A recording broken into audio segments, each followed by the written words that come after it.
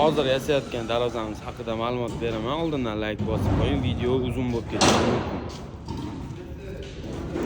O'tgan yil Buxoroga darvoza yasab berganmiz. O'shaning orqasidan bu 5-zakaz. Adashmasam.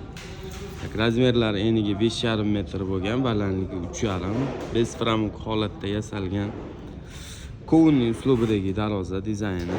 Xo'p, sharnir tomoniga 8 ga tur profil qo'yilgan. Korobkalari 14 ga 8, tagi 14 li shivelli. Polni orqa tomoniga karkas to'qib chiqilgan darvoza baquvvat bo'lishi uchun. Tak, bu joyda hali ishlari bor. Mana bu hozir eng pastdagi darvozaning ko'zi tayyor bo'lgan, faqatgina shunisi. Xo'sh, bu joylarda ham ishlari bor. To'rga 2,5 25 lik truba, 1,5 ga 1,5 profil bo'lgan.